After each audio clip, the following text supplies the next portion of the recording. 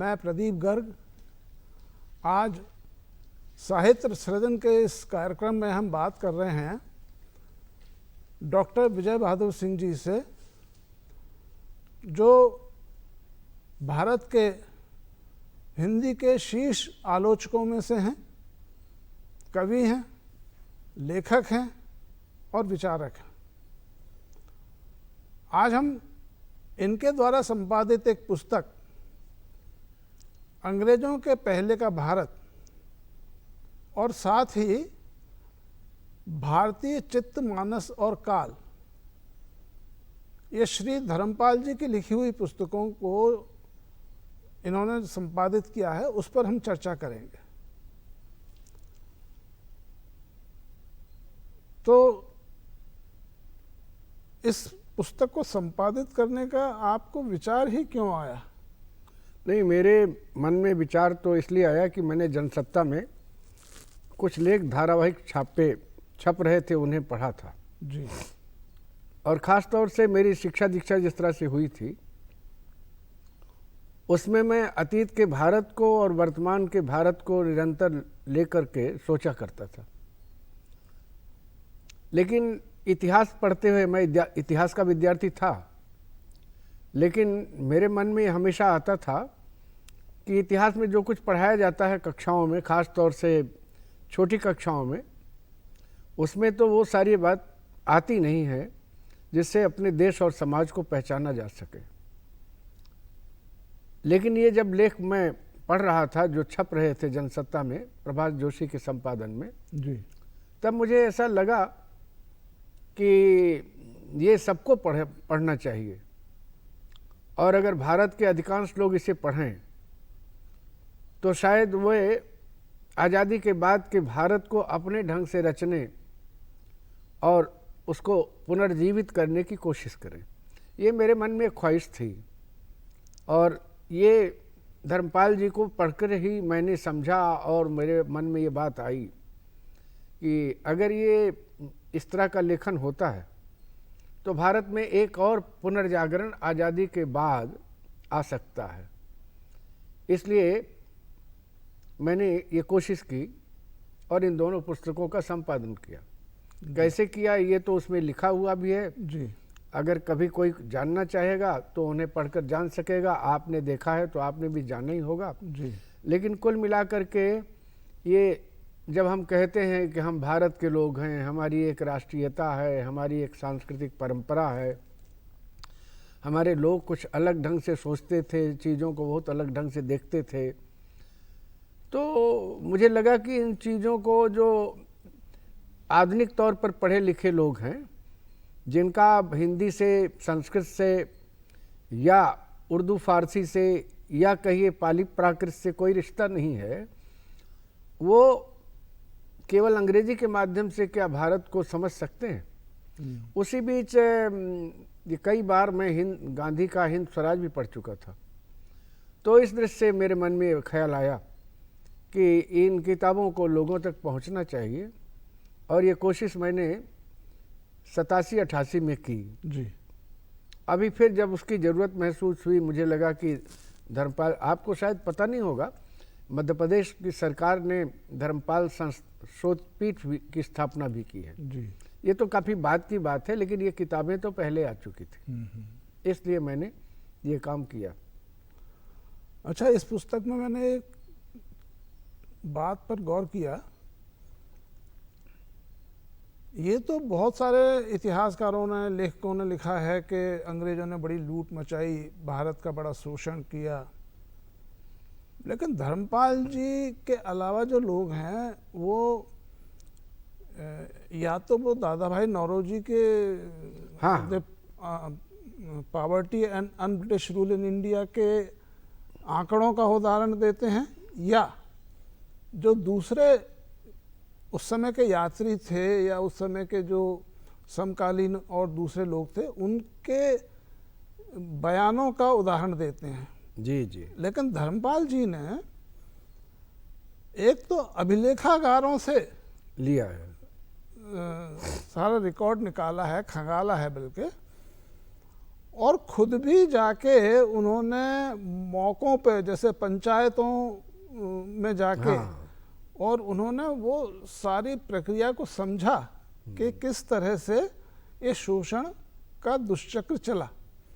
तो आप क्या समझते हैं कि कौन सा तरीका, क्योंकि देखिए अभिलेखागार जाने और पंचायतों को जाने का उनका एक अकेला व्यक्ति कितना कर सकता है, लेकिन दूसरी तरफ ऐसे लोग हैं जिन्होंने कि इस पर बहुत कुछ लिखा हुआ है, लेकिन उन्होंने ज़्यादा किसी यात्री, एक दो यात्रियों का भले ही वर्णन लिया हो, बाकी उन्होंने अभिलेखागार के रिकॉर्ड्स पे ही आधारित अपना पूरा शोषण का जो देखिए, एक बात तो मैं आपसे कहूं कि वैसे वो ऐसा नहीं था, वो खुद भी तो एक सोशल और पॉलिटिकल वर्कर के रूप में काम कर रहे थे जी।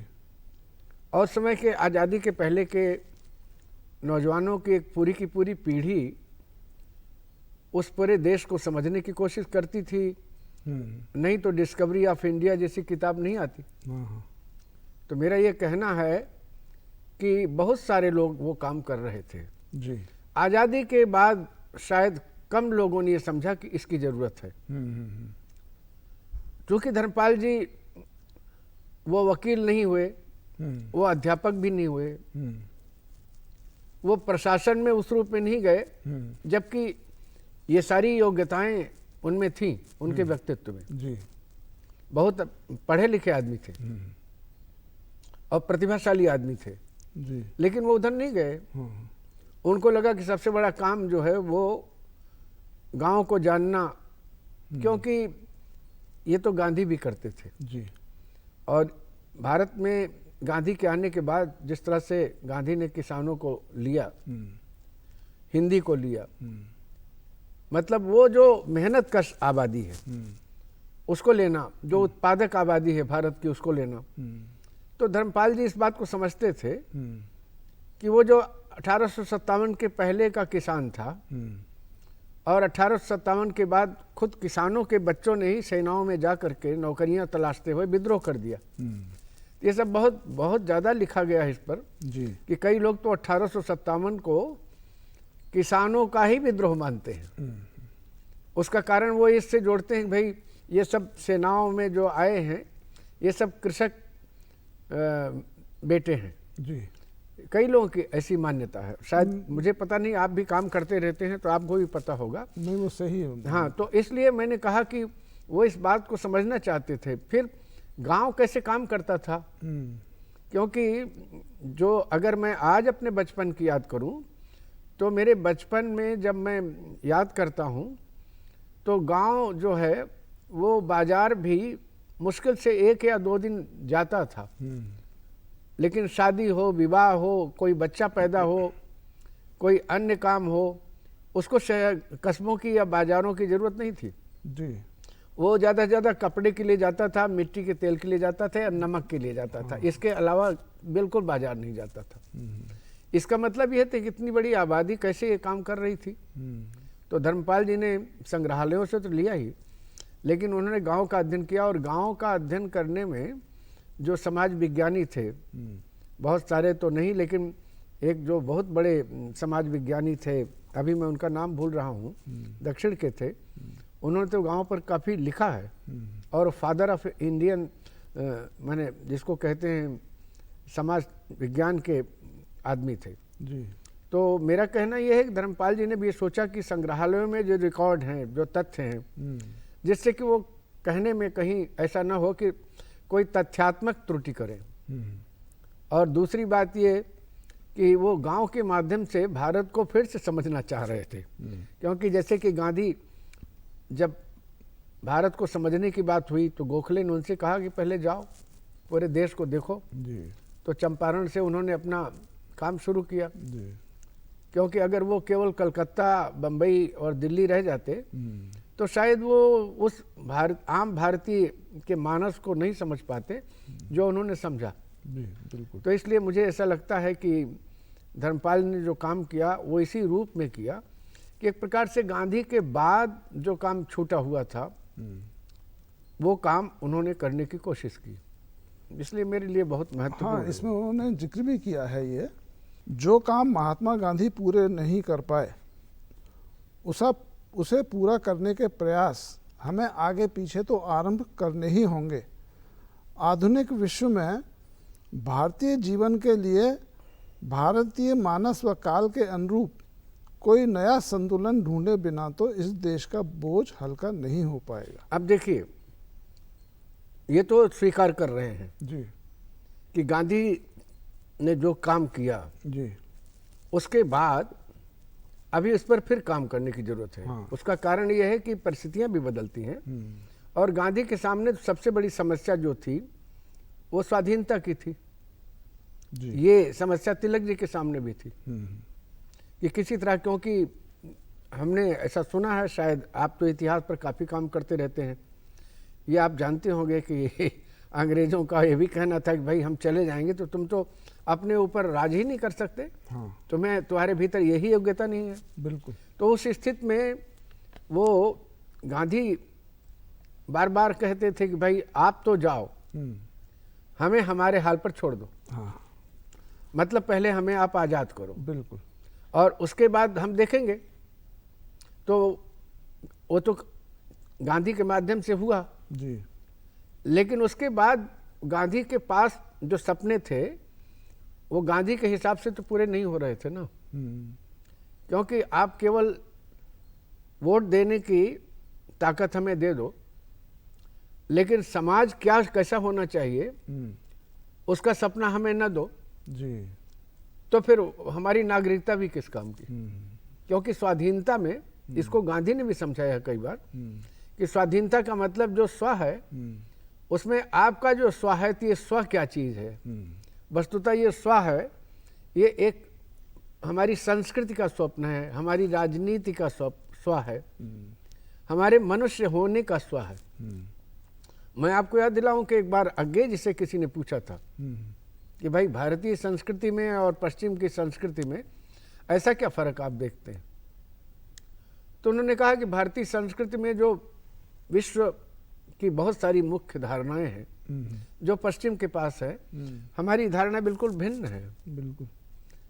हमारे यहाँ जो है काल की धारणा भिन्न है। बिल्कुल। हमारी काल की धारणा जो हो चक्राकार है।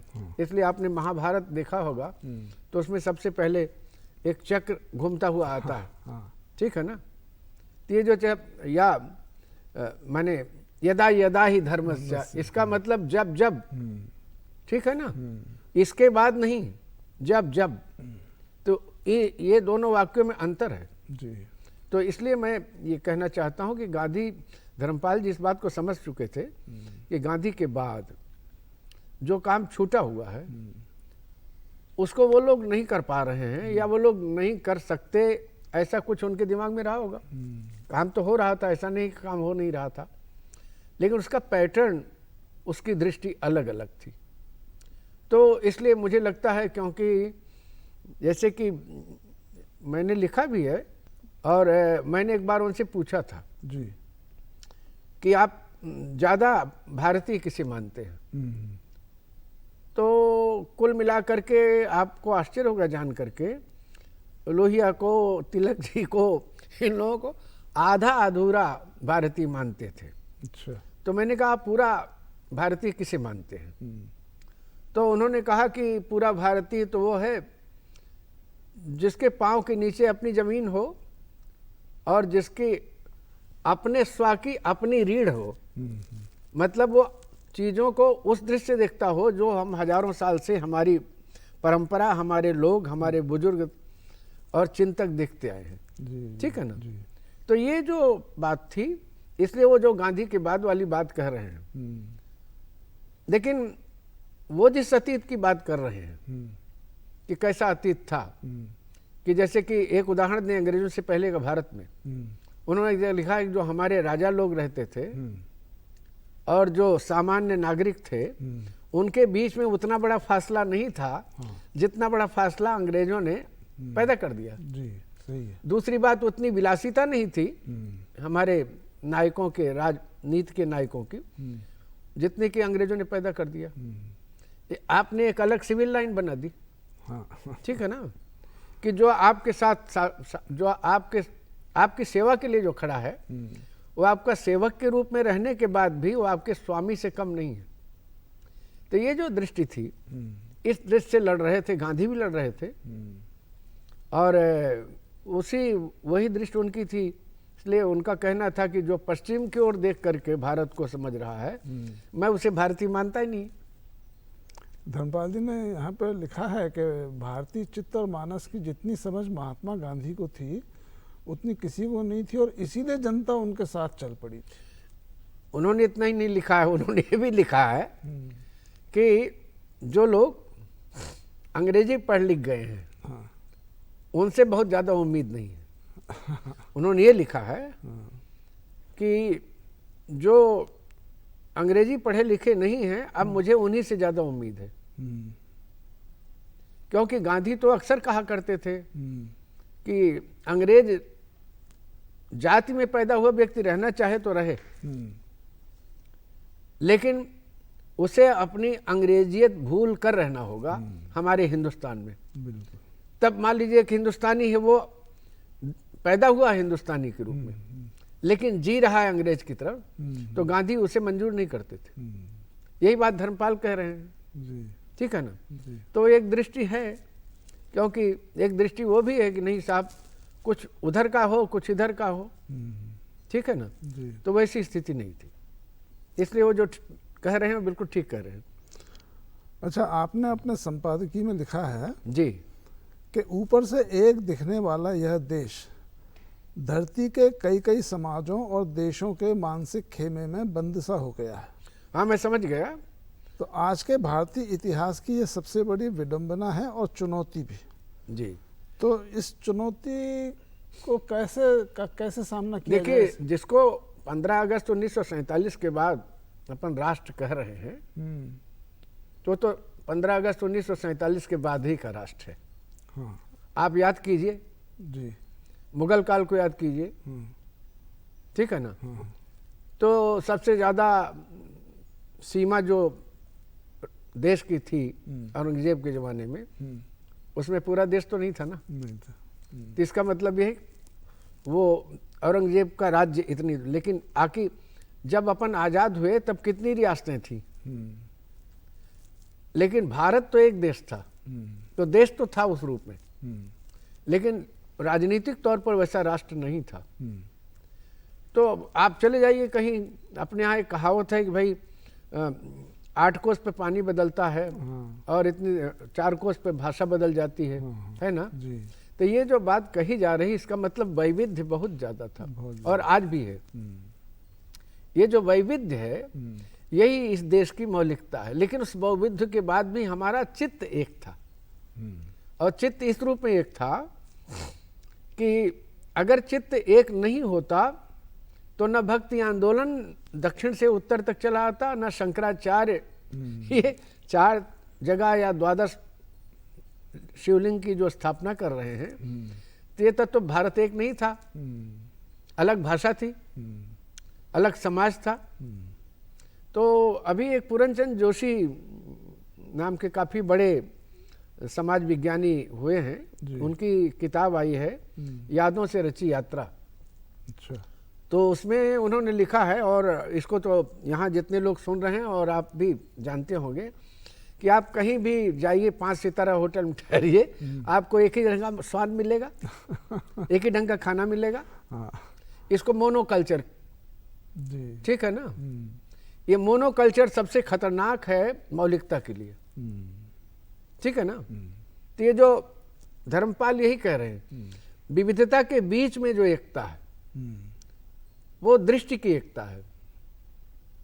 वो जैसे कि मान लीजिए मनुष्यता को लेकर के ही सोचना है, तो मनुष्यता क्या है, उसको लेकर एकता है। कि सब चाहते हैं कि कोई आदमी, जैसे हमारे बचपन में कोई अपरिचित आदमी भी आता था तो हम लोग गांव में ठहरा लेते थे, और ठहरा करके उसके लिए खाने की व्यवस्था करते थे, बिस्तर की व्यवस्था करते थे। अब कोई अपरिचित आदमी आ जाए और ठीक से अपना परिचय न दे पाए तो मार डाला जाए, डाकू समझ के, अपराधी समझ के। कितना अंतर आ गया है, तो इस बात को समझना चाहिए। जी। वास्तव में जो सुंदरलाल जी की वो भारत में अंग्रेजी राज है, जी, 2 खंडों में है। उसमें ये बात कही गई है कि हमारे किसी अंग्रेज लेखक के संदर्भ से कि हमारे ऊपर अंग्रेज़ों का राज इसलिए हुआ कि हम लोग बहुत ज़्यादा उदार और विश्वास करने वाले थे। तो ये हमारा जो आप बता रहे हैं ना कि हम ऐसे थे कि हम सब पे विश्वास करते थे, वो स्थिति बदली ही इसलिए है कि हमने विश्वासघात बहुत हाँ, खाया है। नहीं, वो तो ऐसा है ना कि मैं कभी कभी इस सवाल पर धर्मपाल जी और गांधी जी को सामने रख कर के भी सोचता हूँ। मैं कभी कभी ये सोचता हूँ कि अगर हमारे यहाँ इतने सारे वीर थे, हालांकि इसका जवाब जयशंकर प्रसाद ने अलग में दिया था, क्योंकि उनसे पूछा गया है कि आप बार बार इतिहास की ओर क्यों जाते हैं। तो वो कहते हैं कि इतिहास की ओर हम इसलिए जाते हैं कि हम ये देखें कि ये देश क्यों हमेशा हारता रहा विदेशियों से। तो वो तो एक दूसरा कारण बताते हैं, वो कारण मैं यहाँ नहीं कहूँगा आपको, लेकिन हमारी जीवन पद्धति में अंतर आता गया। वो जो जीवन पद्धति में अंतर आता गया, देश की और समाज को लेकर अंतर आता गया, उसके कारण हमने जरूरी जगहों पर भी हथियार छोड़ दिया। ठीक है ना जी। केवल करुणा और अहिंसा को ही अपनी पहचान बनाई जी। उन्होंने नहीं कहा कि करुणा और अहिंसा गैर जरूरी है, लेकिन उन्होंने कहा कि एक ऐसे समाज में जहां हम चतुर्दिक रूप से घिरे हुए हैं, वहां केवल करुणा अहिंसा लेकर आप चलेंगे तो मुझे ऐसा लगता है कि सारी दुनिया में हम इस तरह से जो आप कह रहे हैं, अपने जीवन मूल्यों के बहुत उदात्त स्वरूप के कारण भी हम थोड़े परेशान हुए। एक आखिरी सवाल आपसे पूछूंगा जी। इसमें लिखा है कि अपने चित्त व काल को समझकर अपने साहित्य की संपूर्णता का अनुमान सा लगाकर एक सैद्धांतिक ढांचा तो हमें बनाना ही पड़ेगा, ताकि सही गलत के विवेक का कोई आधार हमें मिल जाए। तो मेरा सवाल यह है कि क्या इस आधार का न होना ही आज की असहिष्णु प्रवृत्ति के लिए उत्तरदायी है? देखिए, ऐसा है, ये तो मैं नहीं कहता, ये हम तो ये मानते हैं कि बहुत कुछ ऐसी बुराइयां हैं जो हमें अंग्रेज़ों के द्वारा मिली हैं, क्योंकि उसी में जो कभी कभी क्या होता है, महादेव वर्मा ने एक वाक्य लिखा है कि रुई को अगर दबाया जाए बहुत ज़्यादा तो वो भी कठोर हो जाती है। ठीक है ना जी। तो उसकी एक प्रतिक्रिया होती है जी। तो इसलिए वस्तुता ये है कि जब हम अपने भारतीय मानस और चित्त को समझें तो हमारे सोचने का ढंग, हमारी बौद्धिक हमारी जो स्थिति है, अब हम दुनिया को किस तरह देख रहे हैं। जी। ठीक है ना जी। मैंने जिसको कहते हैं आप विश्व दृष्टि हमारी क्या है। जी। तो हमारी विश्व दृष्टि, हमको याद नहीं है कि मान लीजिए 3-4 बार हमारी लड़ाइयाँ पाकिस्तान से हुई, कभी हमने अपनी ओर से हमला किया हो। जी। ठीक है ना। इसका सबसे बड़ा उदाहरण यह है कि वो बांग्लादेश में जब वहाँ से लोग आने लगे भाग भाग के, तब हमको उनकी मदद के लिए जाना पड़ा। जी। जी। उसके पहले हम नहीं गए, हम देखते रहे, संकट हुआ। तो ये डॉक्टर साहब बहुत बहुत धन्यवाद, आपने अपना अमूल्य समय दिया, और सब दर्शकों को भी हम धन्यवाद देते हैं कि उन्होंने डॉक्टर साहब के विचारों को सुना होगा, समझा होगा, और उसके आधार पर अगर वे कुछ ऐसा कर सकें जो धर्मपाल जी करना चाह रहे थे, कि जहां महात्मा गांधी जी ने छोड़ा है वहां से आगे ले जाने का कोई प्रक्रिया हम बना सकें। तो इसी के साथ हम दर्शकों से विदा लेते हैं। धन्यवाद। नमस्कार। नमस्कार।